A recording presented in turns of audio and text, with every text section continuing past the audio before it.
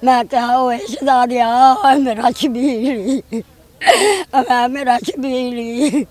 जी अस्सलाम वालेकुम नाजरीन, मैं हूं मोहम्मद उस्मान मुग़ल और आप देख रहे हैं पब्लिक न्यूज़ डिजिटल। और इस वक्त मैं मौजूद हूं थाना I9 इस्लामाबाद का ये इलाका है रिमशा कॉलोनी, जहां पर एक ही घर से एक ही ख़ानदान के 3 अफराद की लाशें बरामद हुई हैं और ये तशद्दुद के बाद इनको जो है वो कत्ल किया गया है। और ये 3 लाशें जो हैं वो एक ही घर से बरामद हुई हैं और काफ़ी मस्त शुदा ये लाशें थी, जिनके बारे में अहले इलाका की जानिब से बताया गया कि गुज़श्ता 5 रोज़ से ये 2 सगे बहन भाई और इनका वालिद जो है वो मंज़िल आम से गायब थे। और अहले इलाका और जो इनके हमसाए थे उनकी निशानदेही पर जब घर को चेक किया गया तो तीनों लाशें जो है वो घर के अंदर से बरामद हुई।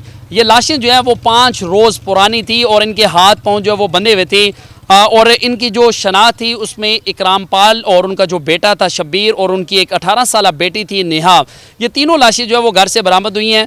मकतूलीन जो हैं इनकी नानो हमारे साथ मौजूद हैं, इनसे हम बात करेंगे। बताएं आखिरी दफ़ा आपका कब रब्ता हुआ और आपको क्या लगता है कि किसी के साथ उनकी दुश्मनी थी? उन्होंने दी बेटा किसी नाल दुश्मनी नहीं सी।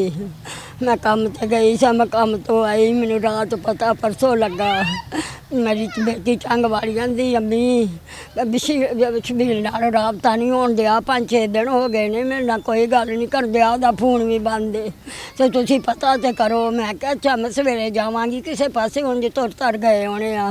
मैं काम तो गई हाँ, मैं 4 बजे 4:30 आई, मैं अपनी बेटी वाल पिछली गली च गई हाँ।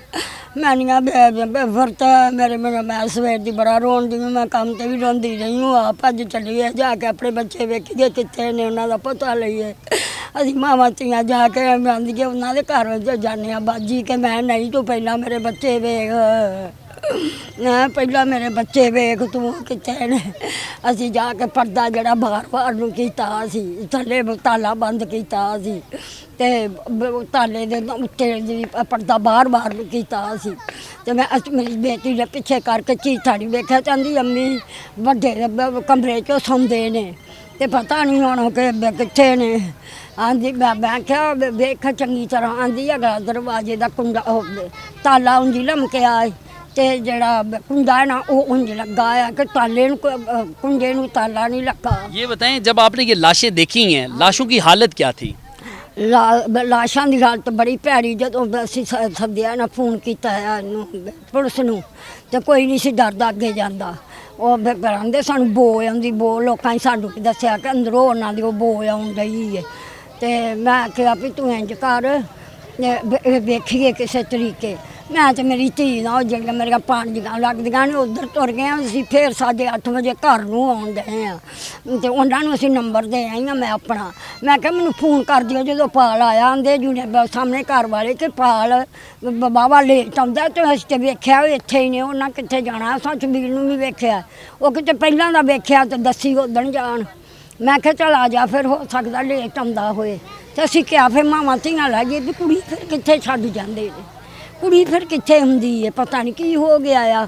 असी गलत मतलब जहन च गल्लां आउण जा पईआं कि है तो नहीं सी इंज दी, पर की पता की बनया। असी फिर इंज कीता कि असी आ गईआं वां ते मेरियां भाणजियां भतीजियां ने मैनूं फोन कीता, आंदियां पप्पो नासो पिछां नूं भज आवो। असी इत्थे आईआं, फिर मावां धीआं पिछां नूं दौड़ गईआं। जे जाके वेख्या ते आंदे ने वेखो दुनिया कट्ठी होई, कोठियां दे चढ़ थल्ले बड़ी बदबू आउण दी। जे जाके वेख्या कंधा उत्तों दी, मैनूं आंदे ने नहीं अंदर कोई शै मरी है, रोवो ना तो कुछ नहीं उन्होंने होया, दवा मंगो ठीक ही होण।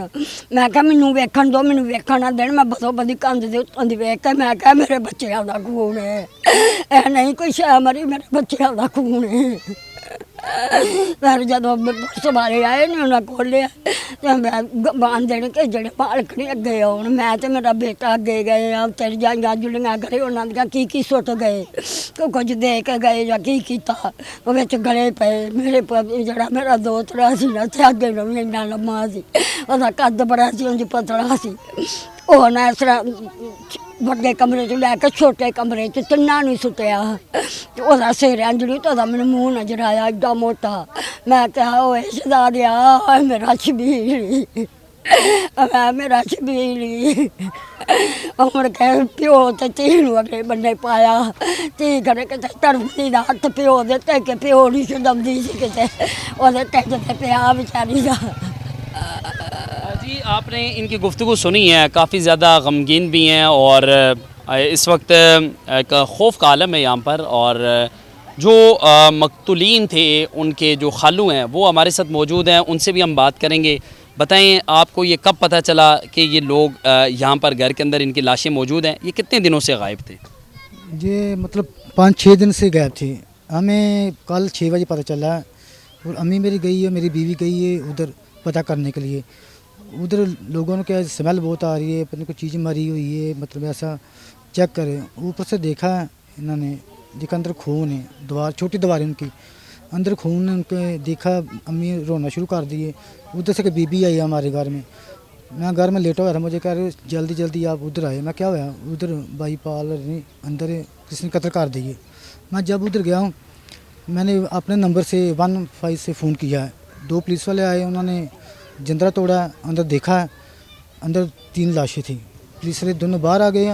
उन्होंने अपने दूसरे महकमे को फ़ोन किया, मतलब 20-15 गाड़ी आई है पुलिस की यहाँ। तो बस अल्लाह माफ़ करे, उनके साथ बहुत जुल्म होया सर। मुझे ये बताएं कि एक तो ये जिस तरह आप बता रहे हैं हाथ पाँव उनके बंधे हुए थे, सर पर ज़ख़म भी मौजूद थे, फिर उनको कत्ल करने के बाद जो घर के जो बिस्तर हैं वो उन पर डाले गए हैं। जी जी तो घर से सामान भी कोई लेकर गए हैं? कोई सामान गायब भी था? कोई आपने देखा इस तरह? सर मोटरसाइकिल गायब था। मोटरसाइकिल बाहर उनकी गैलरी है, बाहर ही खड़ा होता था।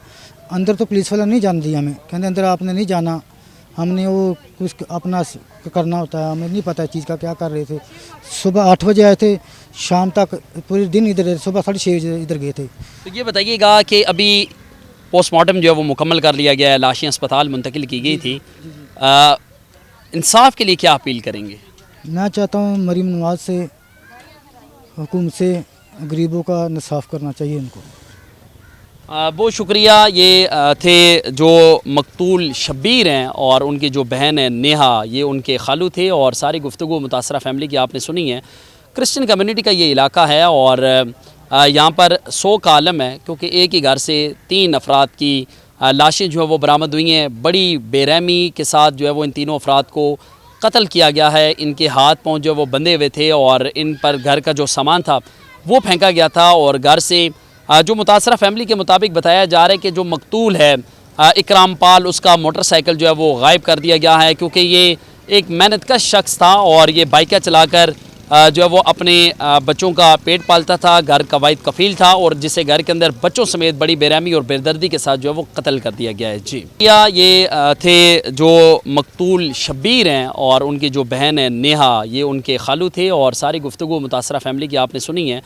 क्रिश्चियन कम्युनिटी का ये इलाका है और यहाँ पर 100 का आलम है, क्योंकि एक ही घर से 3 अफराद की लाशें जो है वो बरामद हुई हैं। बड़ी बेरहमी के साथ जो है वो इन तीनों अफराद को कत्ल किया गया है। इनके हाथ पाँव जो है वो बंधे हुए थे और इन पर घर का जो सामान था वो फेंका गया था। और घर से जो मुतासरा फैमिली के मुताबिक बताया जा रहा है कि जो मकतूल है इकराम पाल, उसका मोटरसाइकिल जो है वो गायब कर दिया गया है, क्योंकि ये एक मेहनतकश शख्स था और ये बाइकें चलाकर जो है वो अपने बच्चों का पेट पालता था, घर का वाहिद कफील था, और जिसे घर के अंदर बच्चों समेत बड़ी बेरहमी और बेदर्दी के साथ जो है वो कत्ल कर दिया गया है। जी।